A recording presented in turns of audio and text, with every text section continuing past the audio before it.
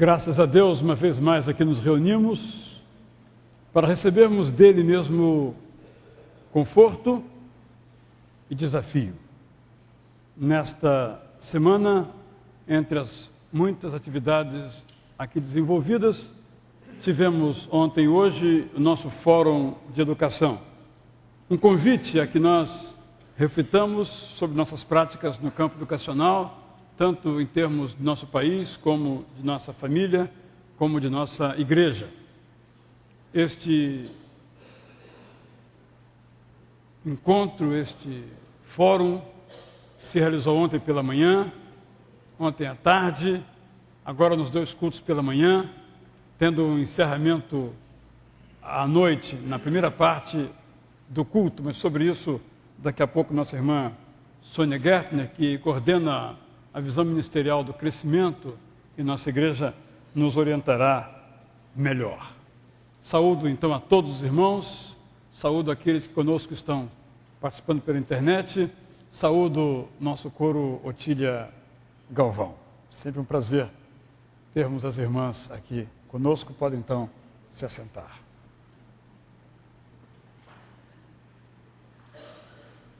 Quero sublinhar algumas atividades de nossa igreja, para que possamos, bem informados, participar. A informação é algo essencial.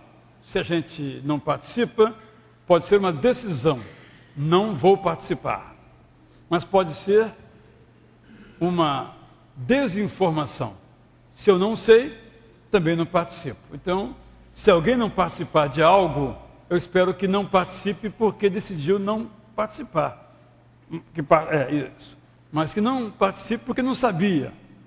E, infelizmente, é muito comum, a despeito de nossos esforços todos, que às vezes nós não sabemos. Então, alguns sublinhamentos. Um deles é o passeio que a terceira idade vai fazer. Essa informação está na página 5, coluna B do nosso boletim. Será no dia 17. Eu disse no rádio que era um passeio imperdível, trem do Corcovado, City Tour pela orla do Rio, parado no Forte Copacabana e parado na Sães Penha, claro, nosso ponto turístico, não podia ser esquecido, Praça Sães Penha. Quem mora no Grajaú não tem essa praça, tem outras praças, não tão boas quanto a nossa. Depois teremos o passeio também do MIM, dos nossos irmãos e irmãs que não têm uma vida conjugal no presente. Vai ser no dia 18, no sítio Burle Marx, em Barra de Guaratiba. Advertência, são apenas 24 vagas, porque elas só entram 24, porque é guiada a visita, então você precisa logo fazer a sua inscrição. Logo em seguida tem o passeio da igreja, mas isso é tão longe. Não, está pertíssimo. Vai ser em Patida Alferes, lá no Palace Hotel de Arcozelo. Aí estão as datas, as condições de pagamento. Vale a pena grandemente você, então, participar. São essas, entre outras informações, que queríamos sublinhar no início deste culto, para os irmãos, então, poderem participar. A outra informação, na última página, é o nosso culto do conforto, no dia 15 de junho, às 7h30 da noite. O objetivo, como já foi aqui salientado mais de uma vez, é um culto em que as famílias enlutadas possam ser confortadas, abraçadas e receberem o consolo que vem de Deus, claro, através também de nós. Será o pregador, o pastor Elias Werneck. Essas informações preliminares, então, para os irmãos. Estou vendo também que no boletim não temos na página 7 a ordem de culto da noite. Ela já está pronta em separado. Então eu vou só lembrar os irmãos. O culto vai começar às 7 horas e eu vou fazer uma palestra sobre o tema da educação como aquela que nos permite construir o futuro. E vou terminar às 7h20. E às 7h20 o coro da igreja vai entrar comemorando seus 71 anos de existência. Então, se você quiser ouvir a palestra, se chegar às 7h19, já não vai ouvi-la mais. É de 7 às 7h20. Não farei avisos, aniversariantes, nem visitantes. Vou entrar direto nesse assunto e em seguida o culto de gratidão a Deus pelos 71 anos de nosso coro. Com essas informações, então, todas bem atualizadas, quero chamar aqui ao meu lado a irmã Icleia de Brito Figueiredo, por favor. A irmã Icleia foi batizada em 2005, dia 13 de agosto, na Igreja Missionária Evangélica Maranata, na Rua Conde Bonfim, e tem conosco participado já há alguns anos. Anteriormente também sempre esteve aqui conosco e depois então de alguns anos aqui conosco deseja ser membro de nossa igreja. E se trata então de uma entrada por aclamação, reconhecimento do batismo dela. Tem aqui o certificado, inclusive, desse batismo, e eu vi todas as fotos. Não era necessário, bastava a palavra dela, mas ela fez questão de trazer tudo, eu faço questão também de mencionar. Os que são, então, favoráveis, que recebamos a irmã Icleia Figueiredo como membro de nossa igreja, levantem uma de suas mãos. Muito obrigado. Os contrários, se houver o mesmo sinal, muitas abstenções que não são membros da igreja. Alguns jamais serão, porque estão aqui de passagem, pessoal do Radical, mas outros, como a irmã Icleia, que não são, poderão vir a ser, ou por batismo, ou por aclamação, ou por transferência. Muito bem-vinda, pode voltar ao seu coro, ao nosso coro. Pergunto se há entre nós alguém que completou aniversário de nascimento, casamento, batismo, ou, como diz o pastor Zé Maurício, outra efeméride. Quais seriam as outras efemérides? Batismo, nascimento, casamento, consagração ao ministério, não é? Aposentadoria também. Alguém aniversariante? Se houver, por favor.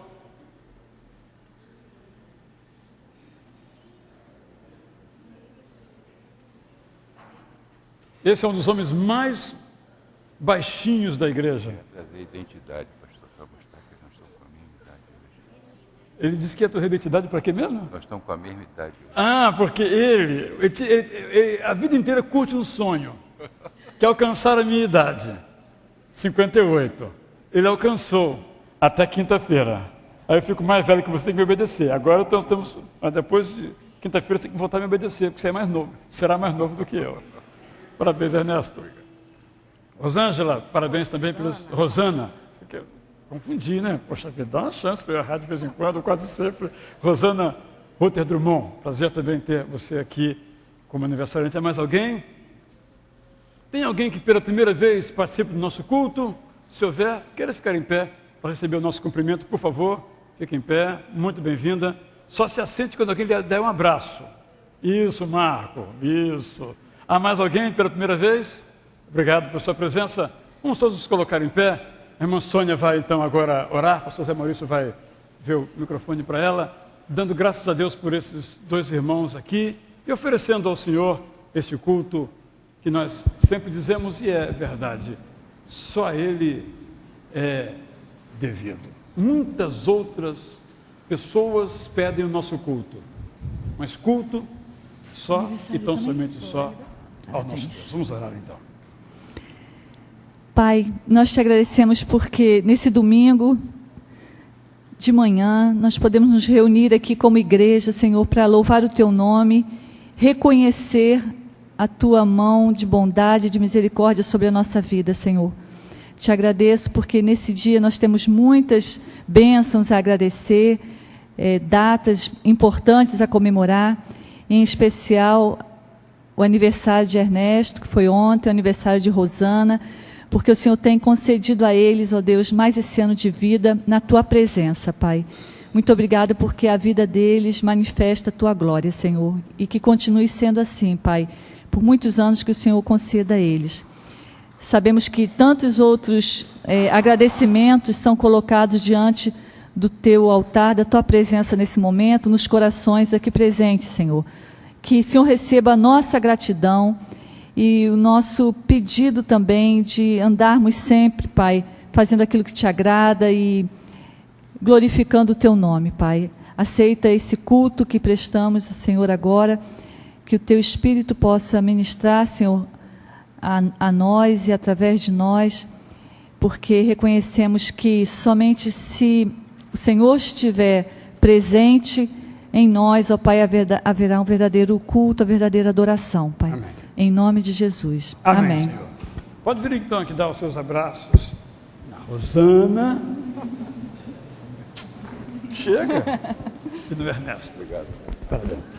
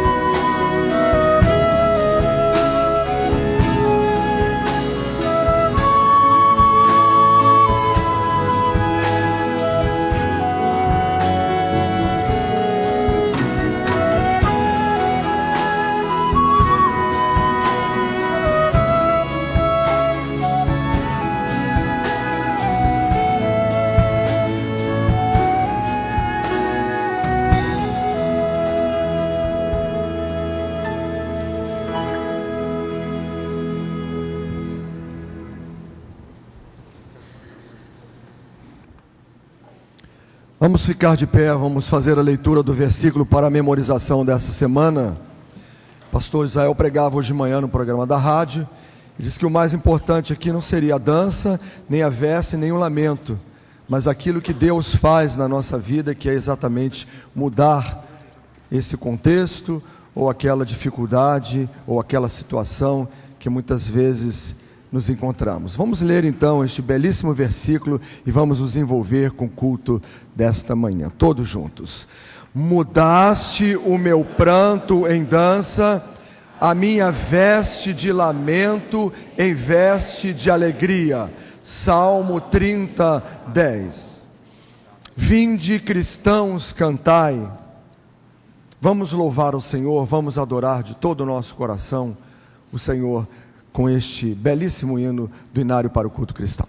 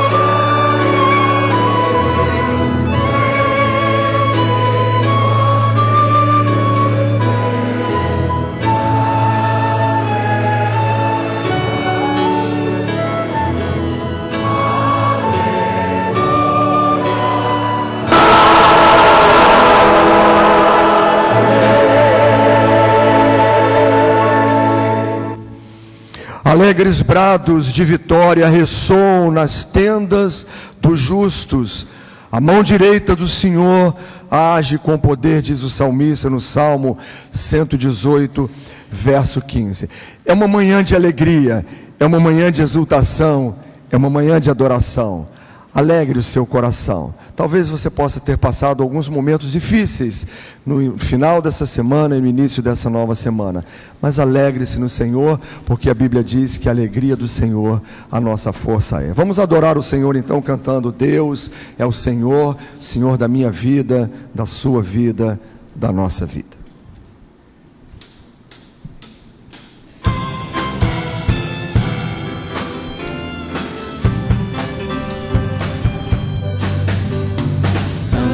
Santo, Santo, Santo, Santo, Santo, Santo é o Senhor poderoso, digno de toda glória, digno de toda honra e de receber hoje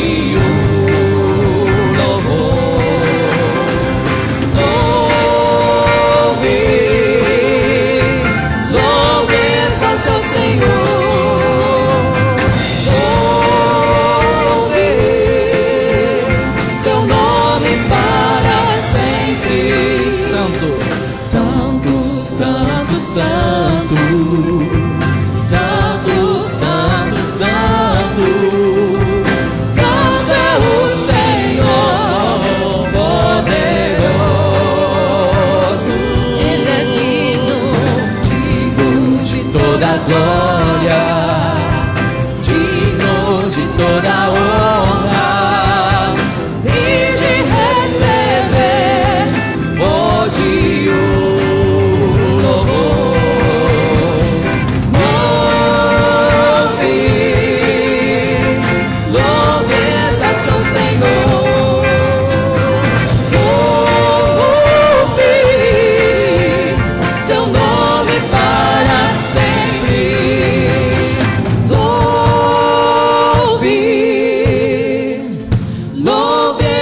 ao Senhor, louve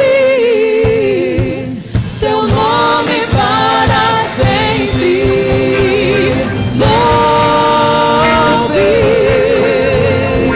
louve, exalte ao Senhor, louve seu nome para sempre. Amém, glória a Deus. Você pode sentar, com exceção do coro Otília Galvão, porque nós vamos ouvir agora o cântico, o hino Cristo, manso Cordeiro. Que esse Cristo, o manso Cordeiro, possa acalentar o nosso coração através da mensagem musical.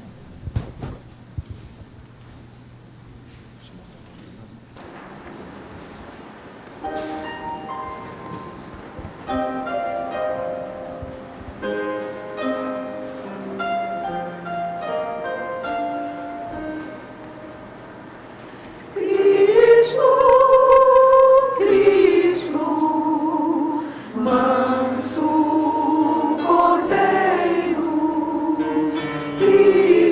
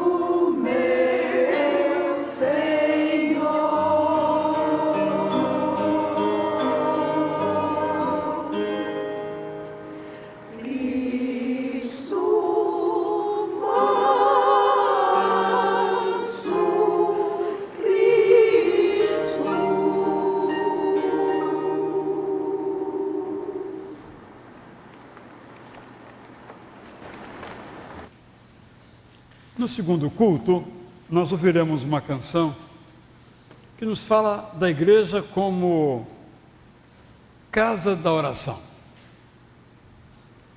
E se nós fôssemos, entre tantas alternativas, escolher uma que melhor expresse a missão da igreja, nós poderíamos dizer que a igreja, enquanto lugar, é uma casa de oração. E nesse sentido era singular. Nenhuma outra instituição é uma casa de oração.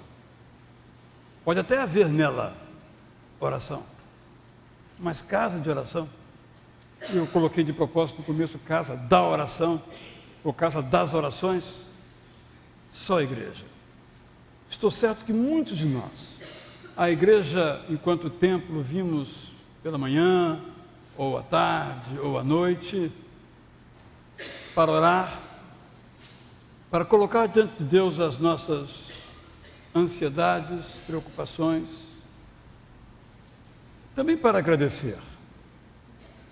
Essa semana tivemos uma reunião com um grupo ministerial da igreja e começávamos a falar sobre como a igreja é vista, percebida, e alguém disse, não, a igreja é um lugar em que as pessoas vêm para agradecer. Também é uma forma de oração. Queremos, nesse instante, então, orar por você, orar por sua realidade, orar pela sua necessidade, também agradecer a Deus, juntamente com você. Muitas vezes nós pedimos algo a Deus,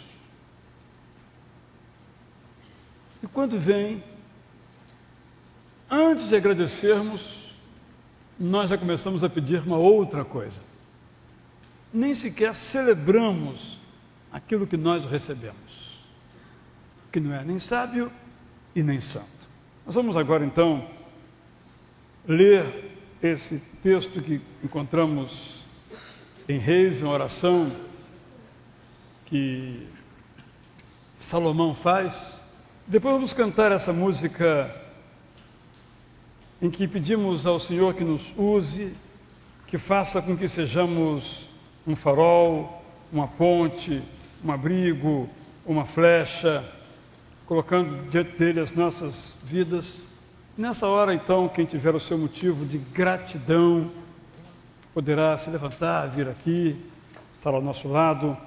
Motivo de intercessão, uma súplica, de igual modo poderá ficar em pé, estar aqui ao nosso lado, fazer desse momento também um momento de oração. A irmã Sônia vai nos conduzir nessa leitura que faremos e depois nós cantaremos então Sonda-me e oraremos por nós mesmos. Leiamos então.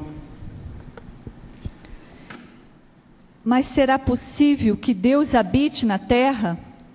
Os céus, mesmo os mais altos céus, não podem conter-te, muito menos este templo que construí. Ainda assim, atende a oração do teu servo e ao seu pedido de misericórdia, ó Senhor meu Deus. Ouve o clamor e a oração que o teu servo faz hoje na tua presença. Estejam os teus olhos voltados dia e noite para este templo, lugar do qual disseste que nele porias o teu nome, para que ouças a oração que o teu servo fizer voltado para este lugar. Ouve, pois, a súplica do teu servo e do teu povo Israel, quando orarem neste lugar. Ouve desde os céus, lugar da tua habitação, e quando ouvires, dá-lhes o teu perdão. Sonda-me, Senhor.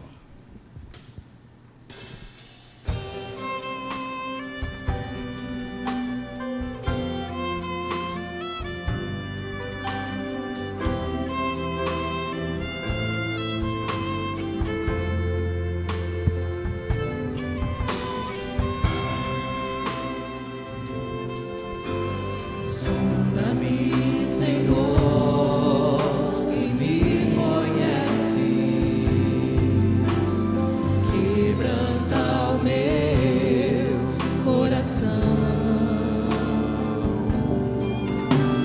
transforma-me conforme a tua palavra e enche-me até que em mim se ache só a ti.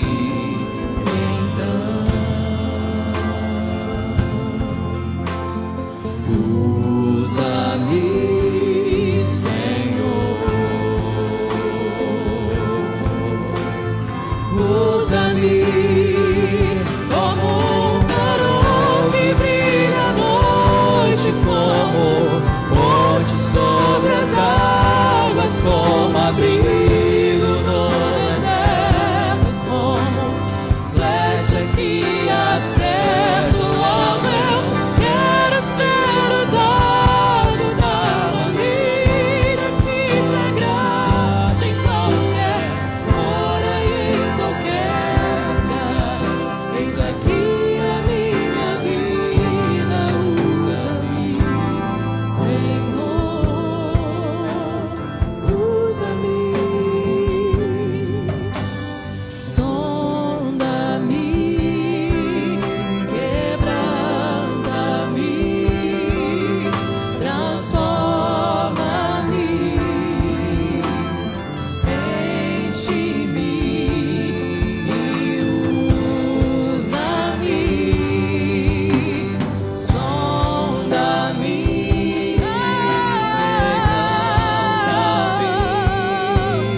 transforma-me, enche-me, usa-me, Senhor, como um farol que brilha à noite, como ponte sobre as águas, como abrigo no deserto, como flecha que acerta o mal. Eu quero ser usado da maneira que te agrade em qualquer hora e em qualquer lugar. Eis aqui a minha vida, usa-me, Senhor, usa-me,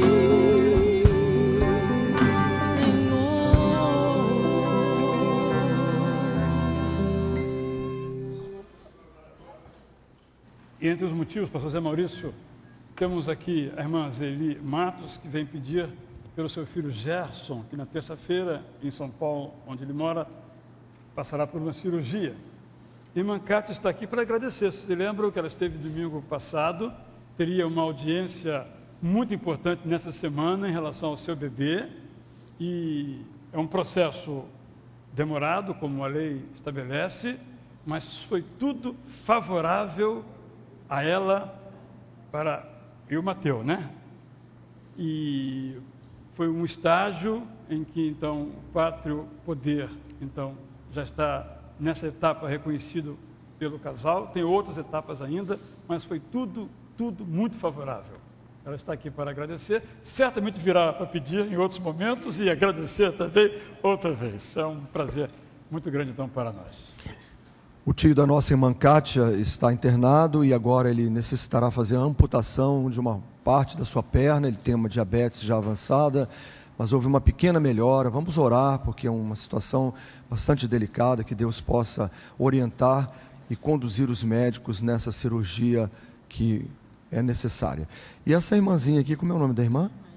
Irmã Maria Amélia, ela está agradecendo a Deus, que ela diz: eu já estou há 3 meses frequentando essa igreja, estou muito feliz. Seja bem-vinda, irmã, Deus abençoe. Nós estamos alegres com a presença da irmã aqui conosco também, tá bom? Vamos orar ao Senhor.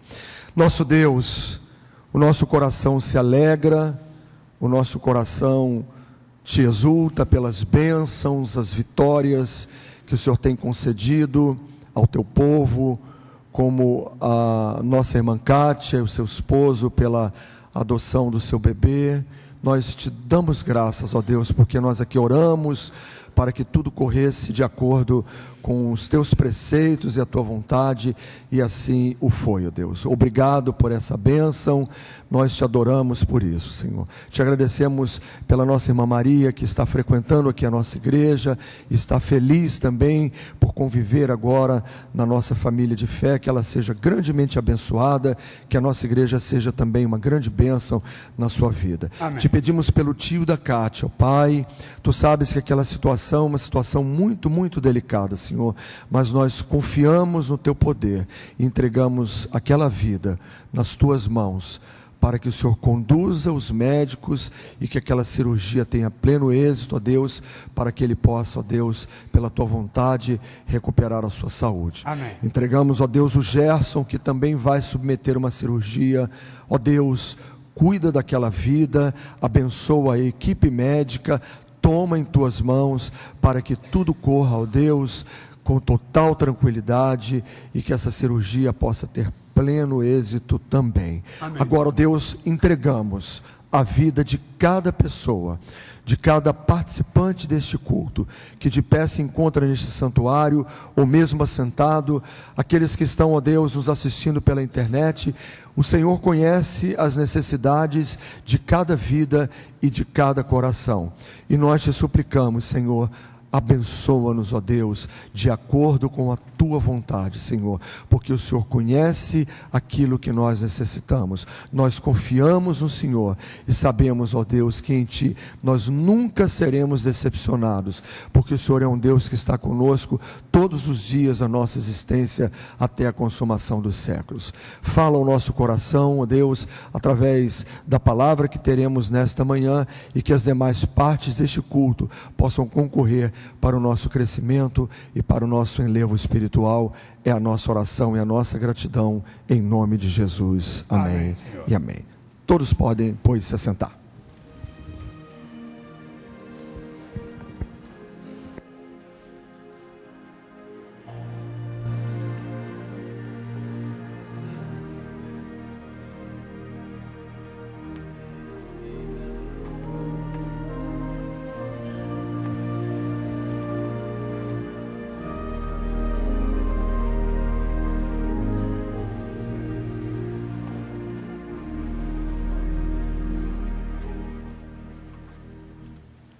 Antes de participarmos do momento de fidelidade, quero dar uma notícia já bem conhecida dos irmãos que estiveram aqui no domingo à noite, mas para outros não.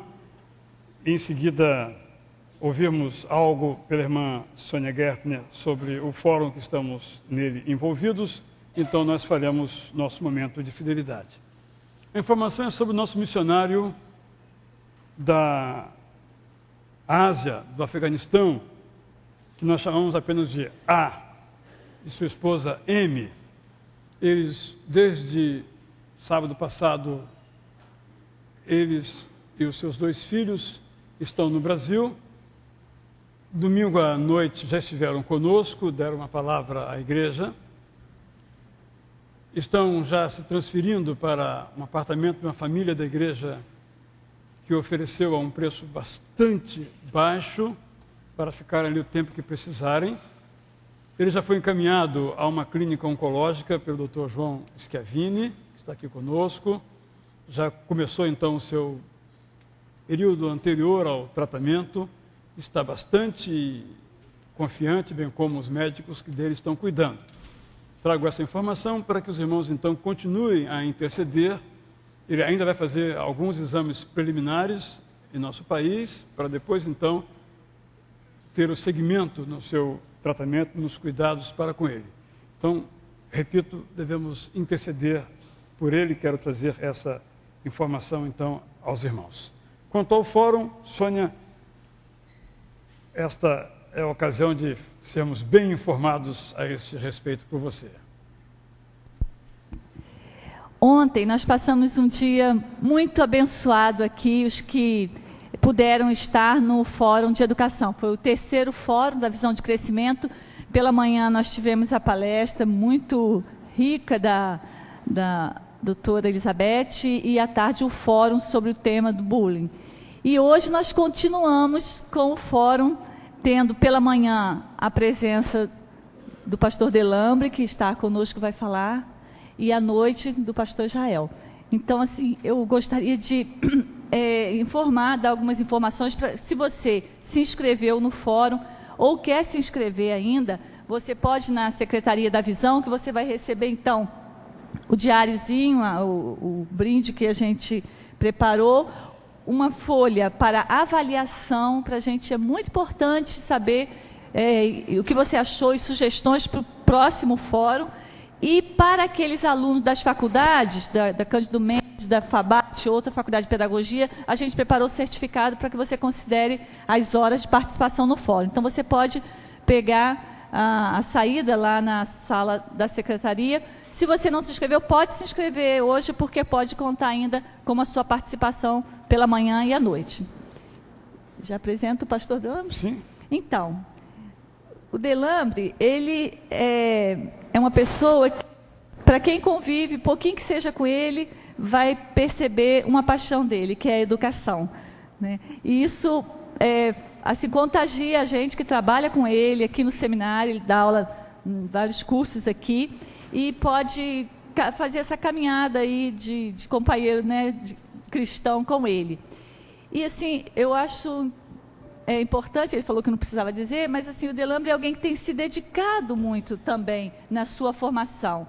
Ele tem a formação em pedagogia, aqui pelo seminário, o mestrado e o doutorado em teologia na Alemanha e no Brasil em conjunto, e tem se dedicado a um trabalho muito bonito na igreja, mesmo da comunidade de Mato Alto e Jacarepaguá, onde ele tem coordenado um trabalho social e tem envolvido assim, os alunos nesse trabalho, oportunizado a quem está perto dele poder participar. E eu acho que essa manhã a gente ter o Delambre aqui com a gente vai ser assim, muito enriquecedor para a nossa visão ministerial de educação e de vida, porque assim, Delambre ele reúne esses três aspectos: do amor a Deus, que a gente percebe na caminhada dele com Deus, da educação e do repartir isso para quem precisa. Por isso ele é uma pessoa que tem abençoado e vai nos abençoar nessa manhã. Daqui a pouco, então, Delambre, com prazer, nós ouviremos você, a sua experiência e a sua visão acerca desse tema de como esculpir, através da educação, um futuro melhor. Agora, então, irmãos, nós iremos participar desse instante de fidelidade, instante de compromisso, e quero fazer um anúncio e um convite aos irmãos. Muitos perguntam: e o projeto do novo templo? Bem, os irmãos sabem que ele está sendo preparado de modo participativo. Já tivemos uma reunião aqui aberta a todos, mas um horário que muitos não podem. Então vamos ter uma outra oportunidade no próximo dia 19, isto é, sem ser este domingo, o próximo domingo, após o culto, nós teremos aqui projetada, então, a imagem, uma sucessão de imagens, na verdade, do que está pensado até este momento. Ele está sempre sendo refeito a partir de ideias. E ontem uma pessoa me perguntou: podemos sonhar? Falei: esta é a hora. Por que não fazemos tal coisa? Que não vem ao caso aqui dizer. Coloca no papel, vamos ver se é possível. Não é? Então, esta é a hora. Então, o projeto que os irmãos verão não é o projeto pronto. A igreja vai aprovar formalmente. Estamos conversando e ouvindo. Depois vamos conversar com pessoas de áreas específicas da igreja, como a da música, da justiça, e vamos aperfeiçoando o projeto.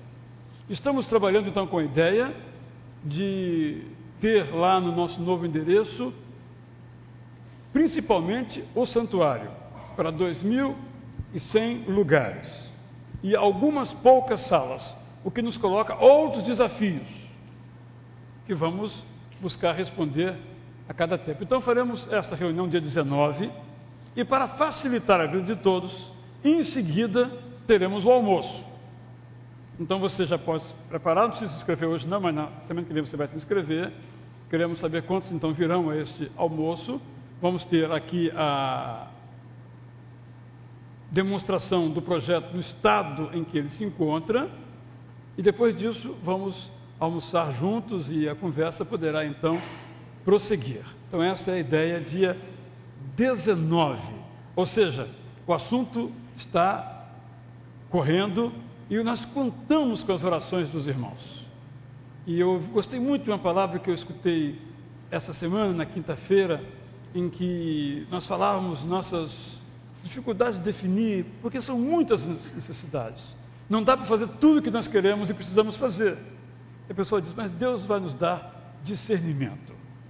Eu acho que essa é a nossa oração. Precisamos de discernimento para fazer aquilo que Deus está vendo. Porque não vamos fazer uma obra para alguns anos, mas quem sabe para muitos anos. Temos que pensar o futuro, 40, 50 anos, como aqueles que fizeram esse templo, assim, muito bem pensaram. Vamos então participar agora desse momento de fidelidade, entregando ao Senhor nossos dízimos e as nossas ofertas.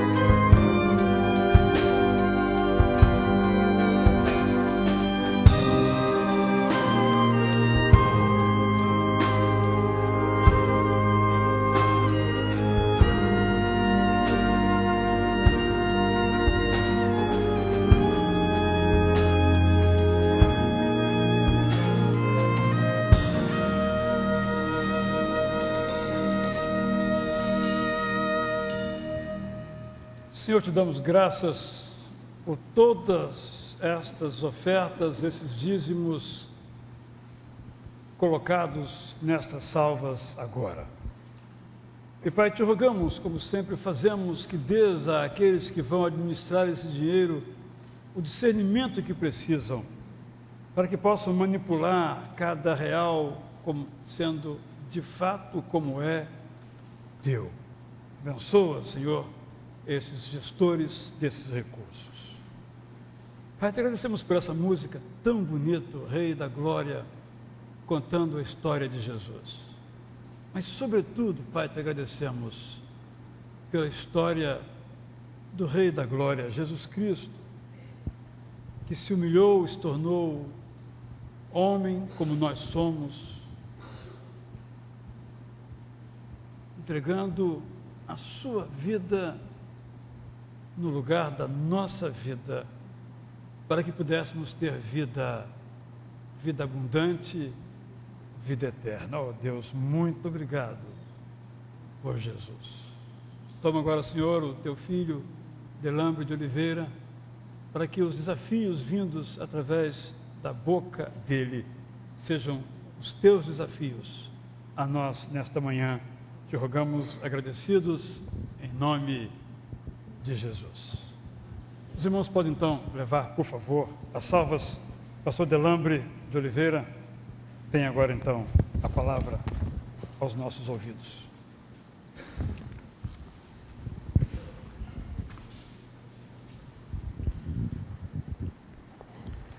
Bom dia. Sempre que venho à igreja de Itacuruçá, eu gosto porque revejo pessoas que amo e que de alguma forma participaram aí da história da minha vida, da minha formação, da formação do meu caráter como educador, discipulador, teólogo, alguém que serve a educação, a igreja. Então é muito gostoso vir aqui. Tenho também uma gratidão ao pastor Israel, né? Foi ele quem me conduziu para a Faculdade Batista quando estava retornando dos estudos na Alemanha.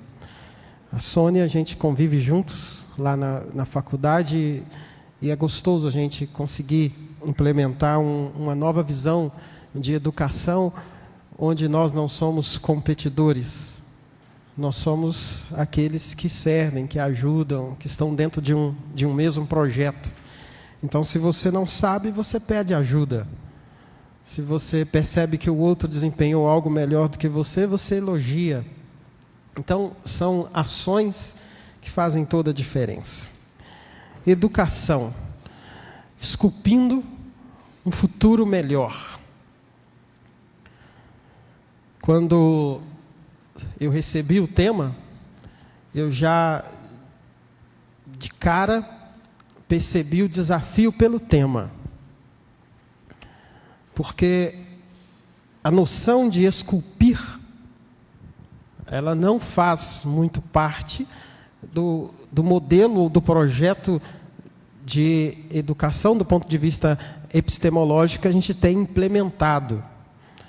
O esculpir nos chama a arte. O esculpir nos lembra a poesia.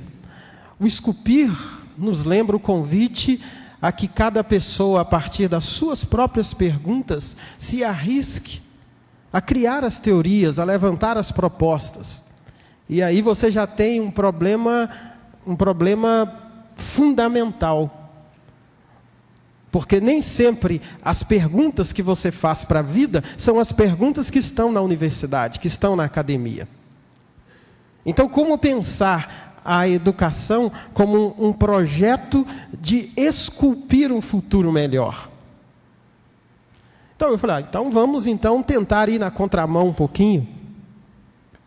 Já que falar de educação do ponto de vista do esculpir, ou do ponto de vista do poético, da arte, daquilo que movimenta a nossa alma, daquilo que nos faz ter paixão, compaixão, eu senti a provocação na minha pele. Porque para mim falar de educação é muito forte. Porque educação para mim não é algo periférico. Educação para mim não é algo que está na rabeira da minha vida e que de repente eu vou lá e acesso a educação para realizar alguma coisa. Não. A educação, ela está tangenciada na minha formação como pessoa. E aqui não estou usando um pleonasmo ou um neologismo, não. Algo que seja redundante.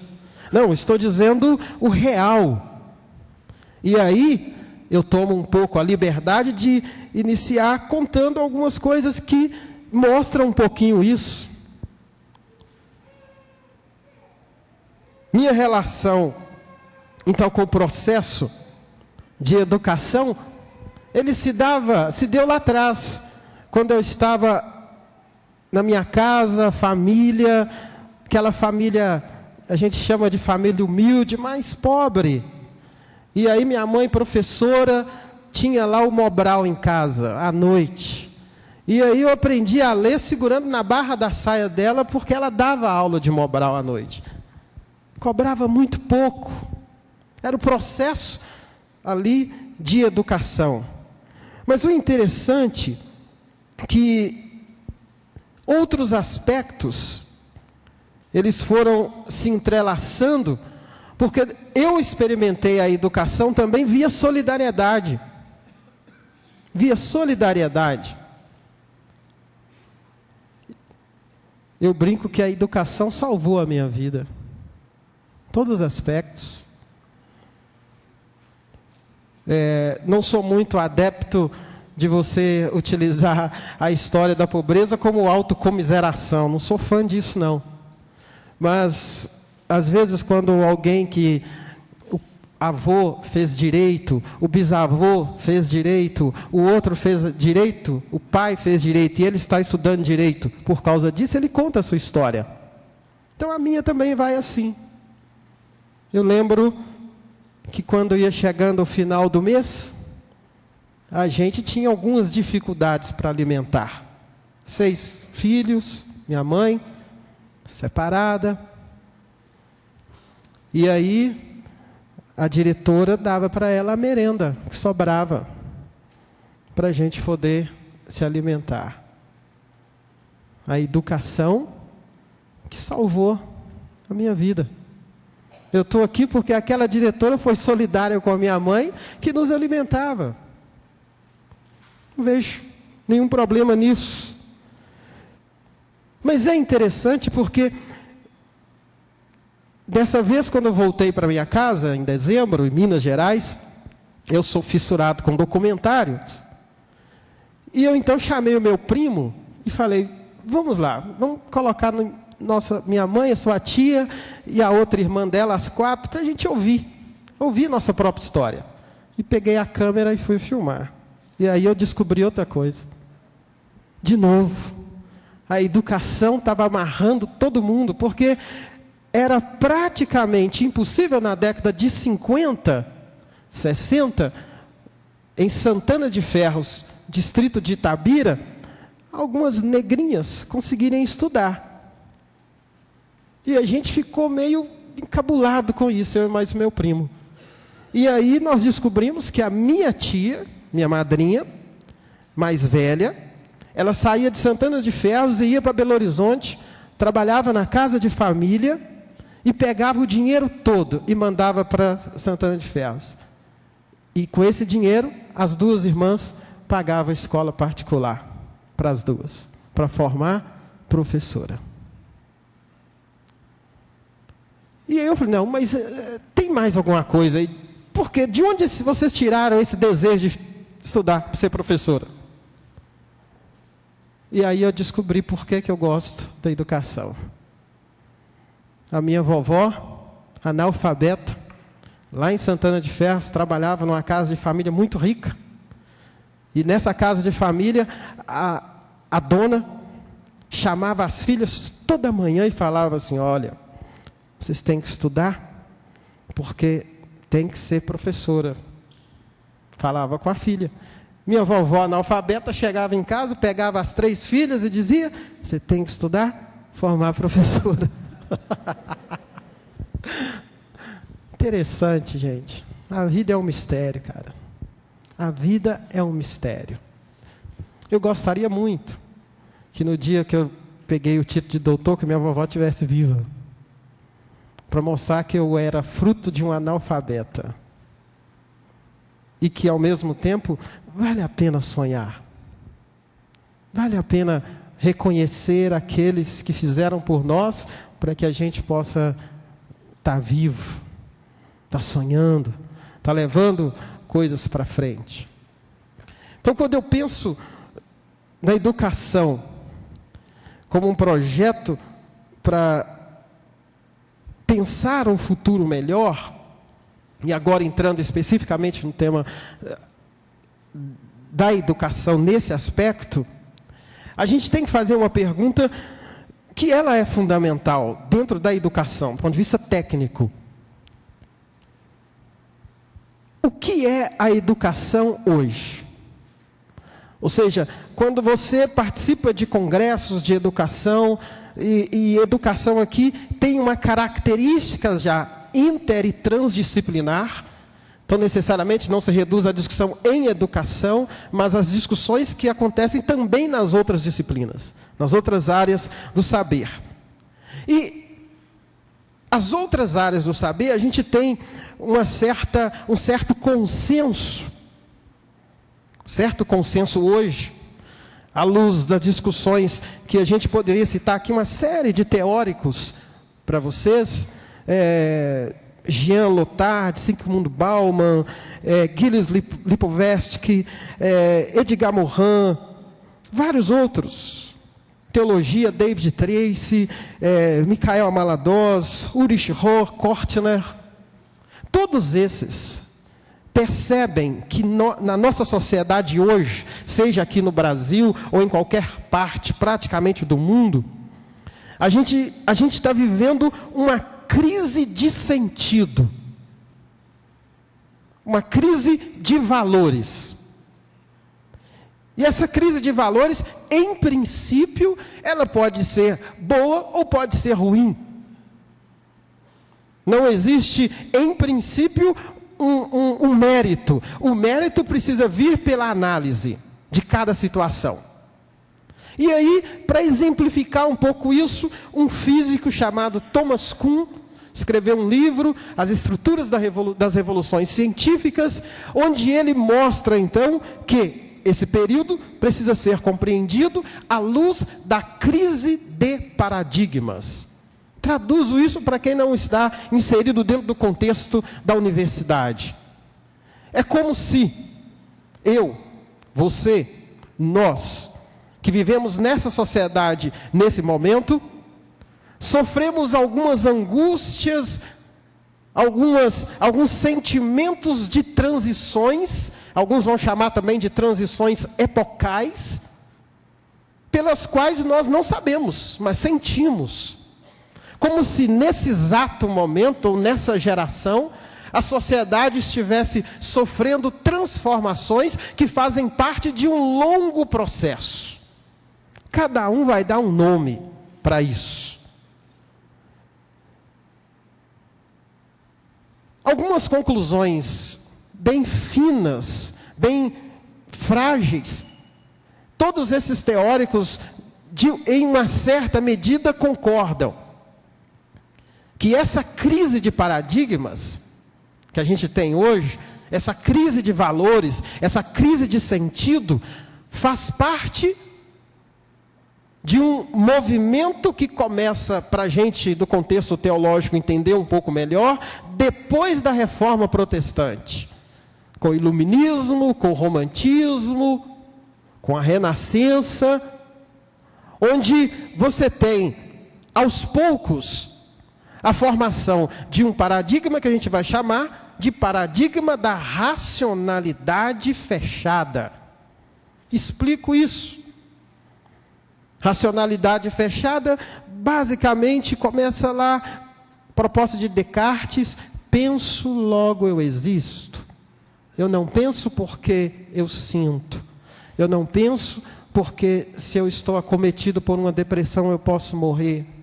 Eu não penso porque eu não dou conta de elementos que estão para além da minha explicação. Eu penso e eu existo porque tenho a capacidade de usar o meu raciocínio de forma lógica, racional.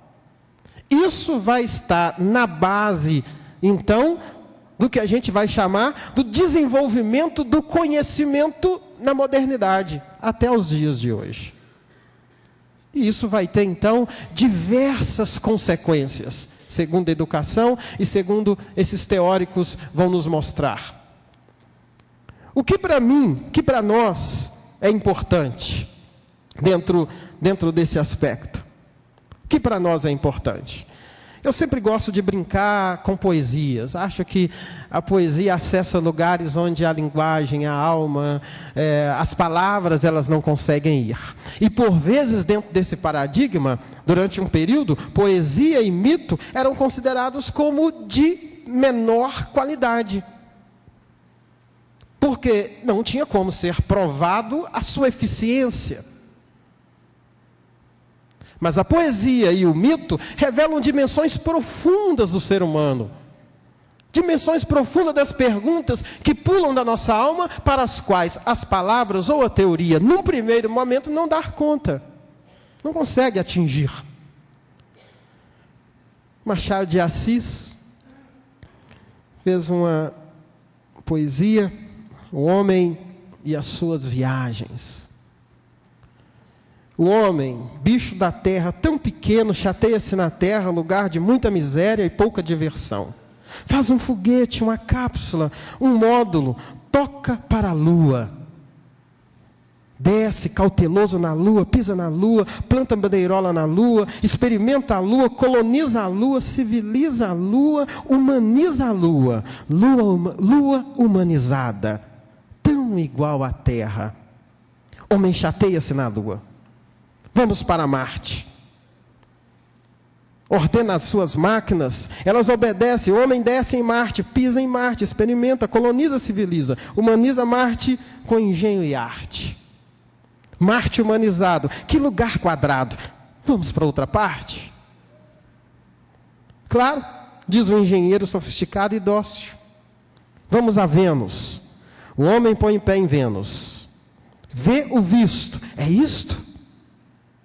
Idem, idem, idem. O homem funde a cuca, se não for a Júpiter, proclamar justiça junto com injustiça, repetir a fossa, repetir o inquieto, o repetitório. Outros planetas restam para outras colônias. O espaço todo vira terra a terra. O homem chega ao sol ou dá uma volta, só para te ver. Não vê que ele inventa roupa insiderável de viver no sol. Põe o pé e... Mas quando percebe, o sol é chato. Falso touro, espanhol dominado. Restam outros sistemas fora do sistema solar para colonizar. Ao acabarem todos, só resta o homem.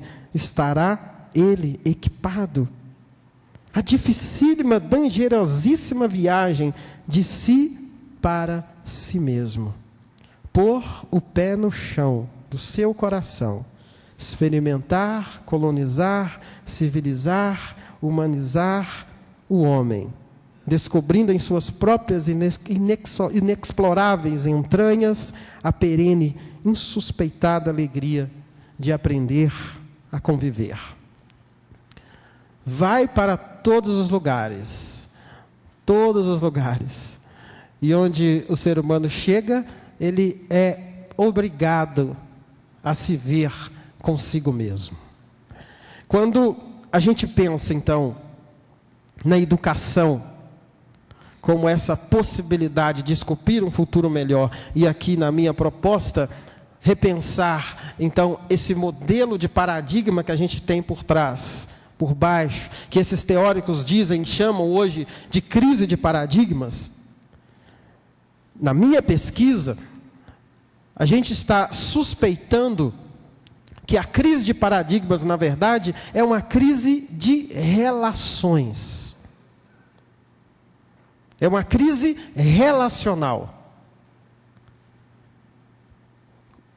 Esse paradigma que sustenta a modernidade, aí a gente tem que pôr aspas, racionalidade fechada, porque a racionalidade é positiva, é importante, é um ganho da modernidade.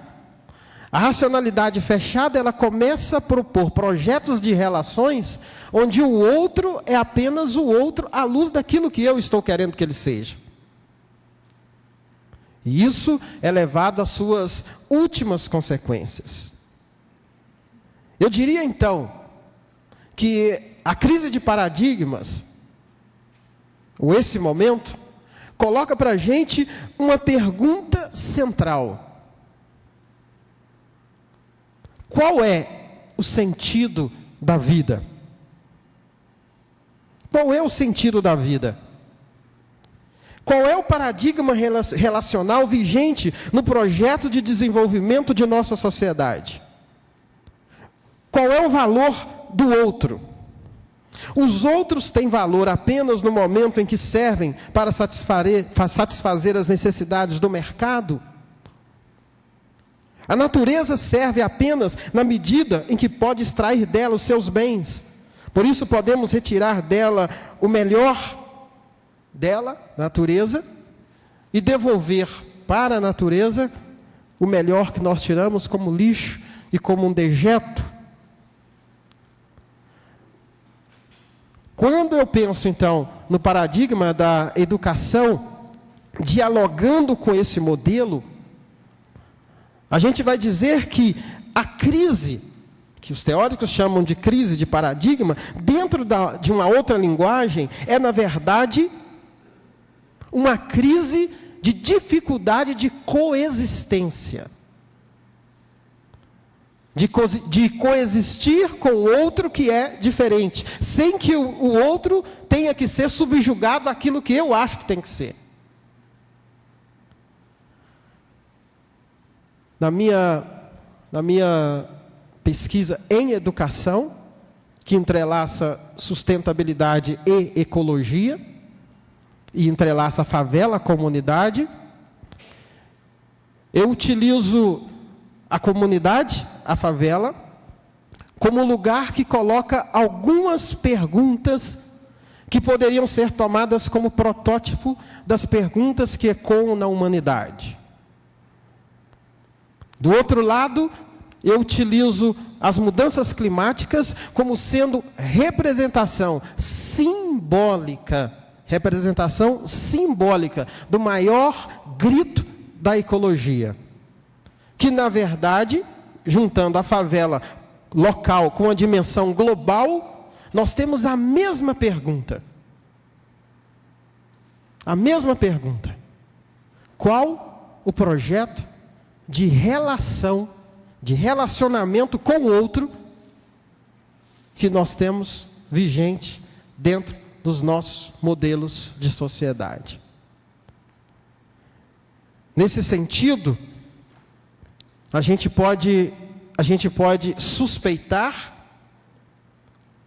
que enfrentar esse tema não nos faz primeiro olhar o futuro, mas perguntar sobre a condição do presente. Interessante que Edgar Morin, junto com mais 2 teóricos, dentro de um congresso que aconteceu em 1994 na Itália, eles redigiram o que eles vão chamar de Carta à Interdisciplinariedade. E nessa carta já tem uma mínima proposta de superação desse paradigma de racionalidade fechada, que diz que não existe aquilo que não pode ser explicado, que considera o outro apenas na medida em que ele serve para o meu uso.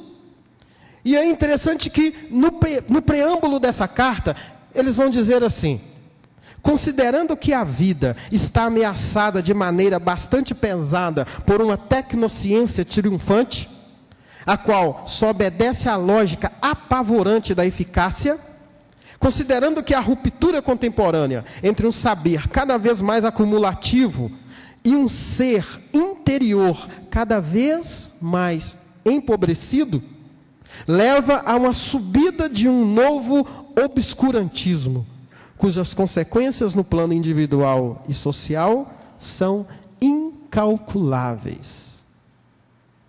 Existe uma reflexão dentro da educação que já percebeu o esgotamento desse paradigma que nós estamos sentados sobre ele. A carta não é grande, mas eu peguei 2 artigos, artigo 1º e o 9º. O primeiro vai dizer assim: toda e qualquer tentativa de reduzir o ser humano a uma definição e dissolvê-lo no meio de estruturas formais, sejam os quais forem, é incompatível com a visão transdisciplinar. Artigo 9º. A transdisciplinariedade conduz a uma atitude aberta em relação aos mitos, entendido aqui dentro da fenomenologia da religião e da sociologia, né? Que traz, às vezes, verdades que estão para além da linguagem, por isso precisa ser comunicado numa linguagem mítica. A transdisciplinariedade conduz a uma atitude aberta em relação aos mitos, às religiões e aos que respeitem no espírito transdisciplinar. Se nós pegarmos as teorias dos mestres da suspeita, Freud, Nietzsche, Marx, a religião não serve para nada. Nós temos registros de alguns sociólogos do início do século passado que diziam que nós iríamos virar esse milênio sem a possibilidade da religião, porque a ciência iria responder todas as angústias humanas. Então você não iria precisar mais. Todos focados em um paradigma de racionalidade fechada, onde o ser humano acreditava que poderia dar conta de todas as coisas. Gente, do ponto de vista secular, eu diria que a questão não está resolvida. Mas existe uma gama de teóricos que já perceberam o problema. Só que a gente tem uma questão que é mais emblemática, porque quando eu faço um fórum de educação, pensando em esculpir um futuro melhor dentro de uma igreja, eu tenho que me perguntar se a igreja evangélica brasileira ou esta igreja, em que sentido ela está também no paradigma antigo e em que sentido ela está aberta para um paradigma novo, já que nós estamos pensando em educação. Porque queiramos ou não, o desenvolvimento tanto da teologia quanto o desenvolvimento da igreja se dão influenciados pelos contextos nos quais ela está inserida, ou estão inseridos, teologia e igreja. Muitas pessoas de igreja ou da teologia, que por vezes vão falar sobre sustentabilidade ou sobre a questão ecológica, não conseguem atingir a raiz do problema. Porque se você quiser falar de forma séria de sustentabilidade ou da questão ecológica, você precisa aprofundar o mínimo do paradigma que produziu isso. Se você não faz esse mínimo de aprofundamento mais filosófico, você pode estar achando que está trabalhando para a sustentabilidade ou a ecologia, quando na verdade o seu discurso já está completamente dominado por uma máquina capitalista que consegue pegar tudo para eles. E traz isso dentro de uma outra linguagem. Em que sentido, então, a igreja poderia discutir uma educação esculpindo o futuro, discutir os temas vigentes que nós temos hoje, ponto de vista aí, pegando simbolicamente a questão ecológica e mudanças climáticas? Se a igreja tiver condição de pensar o paradigma relacional que está por detrás de todo esse desenvolvimento.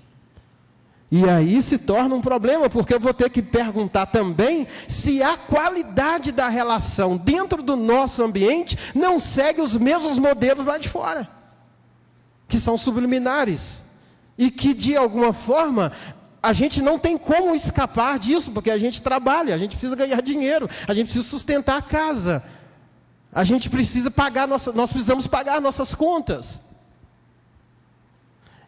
Em que sentido, então, um fórum de educação se torna um processo de profunda reflexão para a gente pensar, então, a missão da igreja? Se é educação, tem que fazer essa reflexão. Poesia para amaciar um pouquinho a nossa alma. navegar, por com hífen, mas na com hífen ternura. Apenas ao caminhar se desvela as faces da vida. A brisa suave acalenta o calor de nossa alma. Arriscamos em navegar no mar da esperança. Encontramos reconciliação com a existência planetária, humano, mistério e a natureza. Linda e bela viagem que nos capacita a vida. Degustamos os gestos que fluem do nosso interior. Dançamos solidários aos cantos dos pássaros. Passamos por loucos pela fruição de alegria. Novo mundo é visualizado pelas frestas da fé. O sol aparece embaçado, cerrando nas nuvens. A luz chega corajosa, atravessando a cerração. Vale de fato a pena viver curado e com doçura. Vale de fato a pena viver consolado na candura. Vale de fato a pena viver embalado por a ternura. Que desafios então são colocados para a gente nessa manhã? Como a gente está falando de educação, eu gostaria de dizer de forma global e de forma talvez um pouco mais específica. Eu diria que a primeira questão que seria interessante a gente pensar de forma um pouco mais dentro do âmbito da educação e fazendo uma correlação com a teologia, seria em que sentido a missão da igreja, ela é uma missão na qual reverbera as ações relacionais da vida de Jesus Cristo.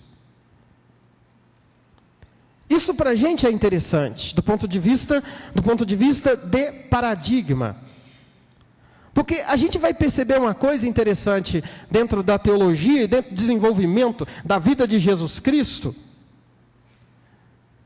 que na pessoa de Jesus Cristo, nós podemos olhar para o Antigo Testamento e perceber o que no Antigo Testamento poderia ser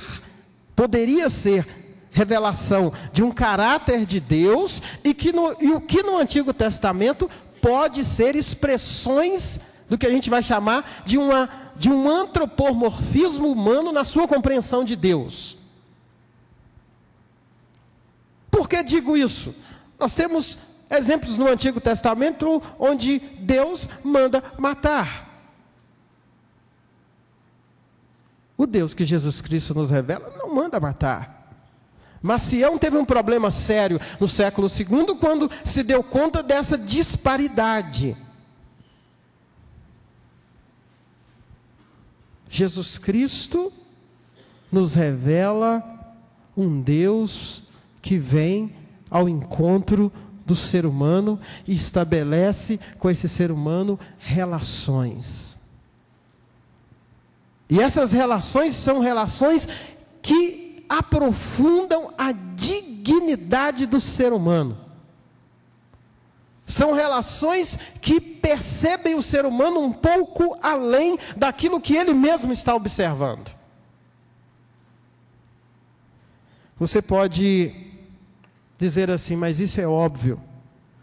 Quando nós olhamos para a igreja evangélica brasileira, preocupada em construir impérios, preocupada em que outras coisas eternizem pela história e não preocupada que o ser humano, nas suas principais decisões, a gente que anda um pouco Dá para assustar com algumas opções que têm sido feitas, que na verdade é uma autenticação do paradigma que nós temos vigente na sociedade e que outras pessoas, sem ter contato com a fé, já perceberam que são modelos de relacionamento profundamente doentios, onde a pessoa tem que ser algo que ele não é, onde termina um curso, já te obriga a fazer outro, termina uma coisa, já te obriga a fazer outra, e você vai entrando como se numa roda viva, onde você deixa de pensar sobre quem você é, onde você deixa de aprofundar relações que são importantes para o seu desenvolvimento como pessoa, no contato com o outro. Eu diria então que essa é a primeira questão para mim grave, porque indiretamente ela acaba autenticando o paradigma que a gente tem fora. A outra eu acho que diz respeito um pouquinho a gente, batista. Superar o divórcio dualista entre teologia e igreja. Superar um divórcio dualista entre teologia e igreja. Explico isso. Gente, quando nós vamos aprofundar dentro da teologia, pensando numa relação com a igreja, um projeto de desenvolvimento paulatino da espiritualidade. O que significa desenvolvimento paulatino da espiritualidade? Quando você é criança na escolinha bíblica dominical, o modelo educacional de narrar para você a Bíblia, o modelo educacional de falar para você de Deus é um. Quando você vai chegando a ser adulto, isso precisa vir dentro de um desenvolvimento, porque senão acontece um curto-circuito na sua cabeça. Ontem eu participava em Teresópolis de um encontro com a igreja de Ipanema, e o tema do encontro eram as perguntas da alma que a gente não tem coragem de falar na igreja, com ninguém. Vai achar que você está endemoniado, vai achar que você está apostatando da fé, vai achar que você está fazendo uma série de coisas. E uma das perguntas simples: por que Deus distribui felicidades para uns e distribui tristeza para outros? Qual o critério de Deus em distribuir felicidade? Essa pergunta faz parte de um processo de desenvolvimento de espiritualidade, de discipulado, aonde você, na sua caminhada de fé, vai abrindo mão daquela leitura mais matemática religiosa que às vezes a gente tem na infância, de que se eu fizer isso para Deus, Deus vai me abençoar do lado de cá. Parece que esse projeto de espiritualidade vai nos ensinando a relacionar com Deus, incluindo na pauta o sofrimento, incluindo na pauta a perda. E isso não atentar contra a dignidade de Deus, aceitando no dia a dia a nossa condição de criatura, que não sabe um segundo do dia de amanhã. E que tem de novo em Jesus Cristo a maior inspiração desse projeto. Deus meu, por que me abandonaste? Por que me abandonaste? Aqui eu já abro o outro desafio da igreja para esse tempo. Enfrentar de forma teológica a questão do sofrimento e da culpa. Enfrentar isso de forma teológica, a gente vai ter que um pouquinho descobrir a face de um outro Deus. Teologicamente, um pouco do Deus que foi formado na nossa tradição ocidental, ele é muito mais grego do que do Antigo Testamento e o que reverbera na vida de Jesus Cristo. O Deus, na perspectiva do Antigo Testamento, Ele vai junto com o povo. Ele sente a nossa dor. E é humano querer a resposta, é humano. Ateu dificilmente tem crise de fé. Tem crise de fé quem acredita que Deus tem que cuidar dele e por algum motivo na trajetória da vida não cuidou. É humano. Agora, permanecer nesse lugar se torna um pouco perigoso. Outros personagens da Bíblia tiveram que aprender, dentro desse desenvolvimento de espiritualidade, fazer a sua transição de uma espiritualidade infantil para uma espiritualidade adulta. E isso só dentro de um projeto educacional, onde as pessoas não são vistas como gado, onde as pessoas não são vistas pelo tanto de dinheiro que ela tem, pelo número de dízimo que ela entrega, onde a gente volta a um problema grave que nós temos, que é a formação teológica. Se eu estou assumindo esse paradigma que eu estou dizendo para vocês aqui, ele deve assumir o paradigma da universidade. Nós não podemos mais formar estudantes para encher a cabeça de conhecimento. O estudante precisa já desde o início ser inserido nesse novo projeto relacional de Jesus Cristo, onde o conhecimento é uma ferramenta para que eu possa melhor usar a prática.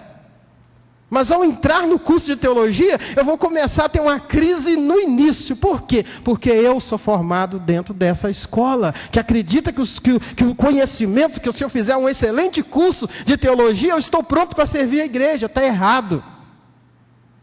Excelente curso de teologia pode criar muito orgulho na gente e a gente começar a se distanciar do contato com as pessoas. Achar que a gente tem resposta para tudo. Nesse aspecto, esse divórcio que nós temos entre igreja e teologia, a gente pode pagar um preço muito caro lá na frente. Muito caro. Porque a igreja, ela ilumina a teologia para que a teologia esteja com o pé no chão. Não fique viajando em coisas que as pessoas não estão perguntando mais. E a teologia ilumina a igreja numa reflexão um pouquinho mais crítica, que a gente também precisa dela, que é esse processo de desenvolvimento da fé, onde a gente vai entrando em Deus, independente de qualquer coisa. Se me der o trabalho, eu estou com Ele, se não der, eu também estou. Porque é fruto de um encontro, que não se deu no dia que eu levantei a mão, mas foi se estendendo ao longo da vida. Desse ponto não tem ninguém melhor do que ninguém, não tem ninguém mais santo que ninguém, não tem ninguém que sabe mais do que ninguém. Porque essa experiência de Deus é impossível. Impossível que um ser humano dê conta dela durante 20, 30 anos de aprofundamento da fé. Isso é para a vida toda. É para a vida toda.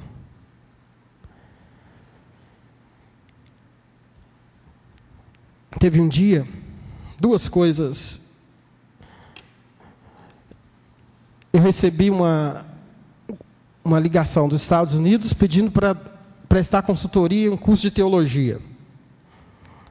E aí ok, vamos lá. O que é que vocês precisam? E aí foi me contando devagar o projeto. E eu percebi que era um projeto voluntário.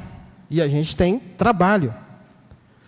E aí eu falei, ok, eu presto a consultoria de forma voluntária. Os livros, mês que vem pode mandar, que já tem todos os livros para vocês dar as aulas para os alunos, tudo certinho.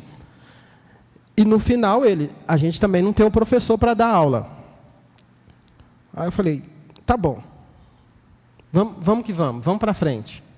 Vamos fazer a primeira parte. E aí eu descobri, era um curso de teologia lá no Vale do Jequitinhonha.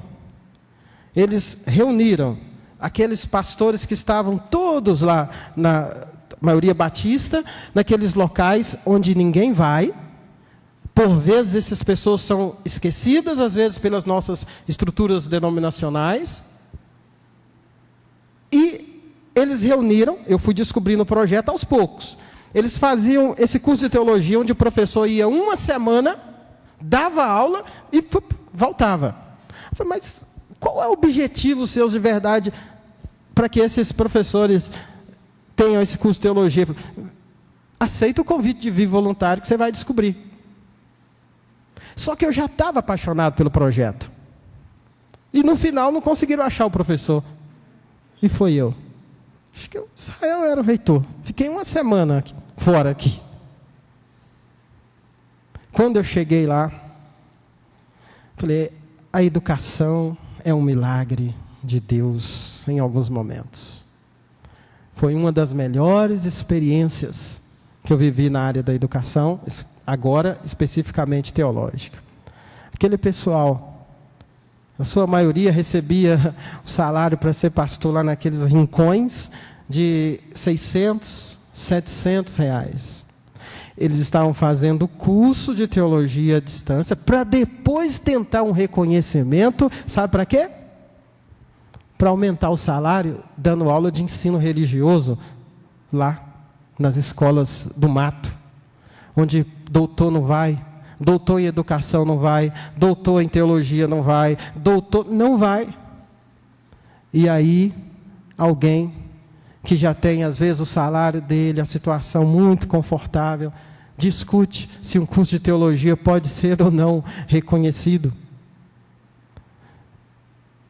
Um curso de teologia reconhecido para essas pessoas é a salvação, para aumentar o salário.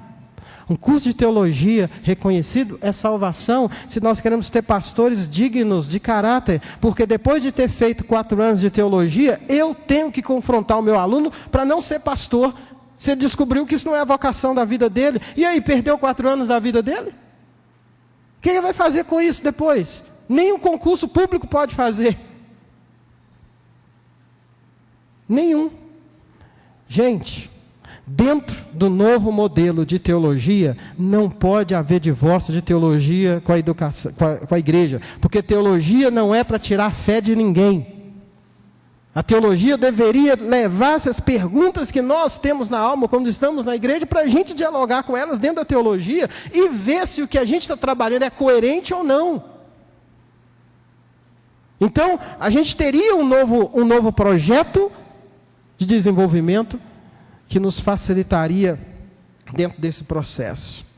Percebam comigo, falar de uma educação esculpindo um futuro melhor, toca diretamente na nossa missão e na nossa prática. Historicamente, a igreja evangélica no Brasil deu grandes contribuições para o Brasil. E o nosso desejo é que isso continue acontecendo. Muito obrigado, gente.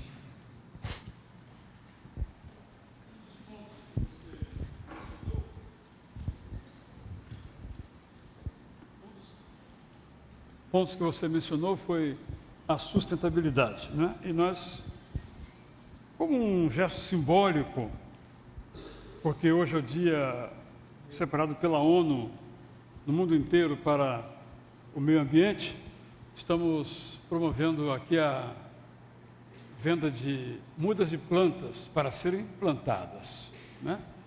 E alguns aqui já o fizeram, outros ainda o farão. De novo, mostrando, quando a ONU fez esse esforço, um esforço pedagógico, né? Onde a mudança só pode acontecer através desse processo de pedagogia. O coro agora então vai cantar essa bênção, porque nós sabemos que, como ouviremos agora, nós somos os promotores da paz.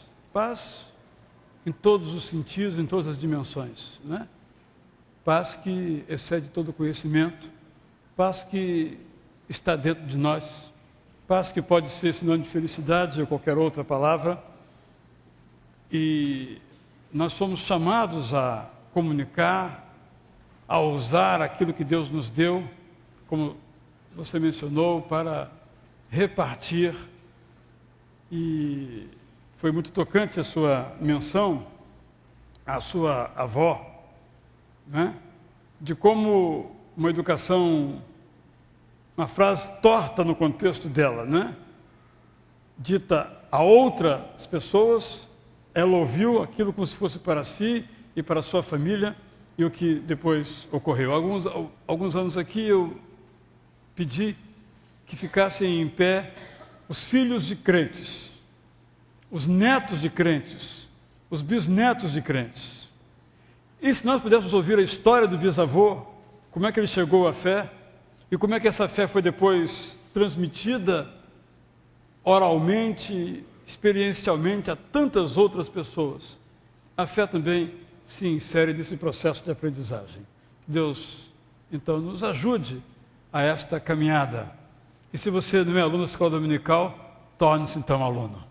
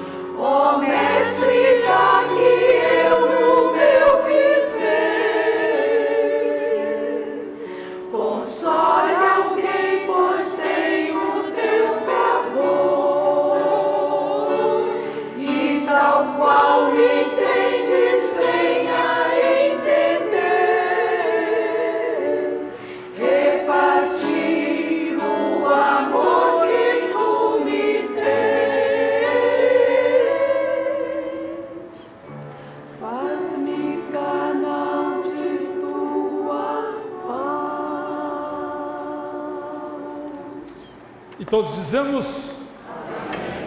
Até então, às 7 horas, hoje à noite, se Deus nos permitir.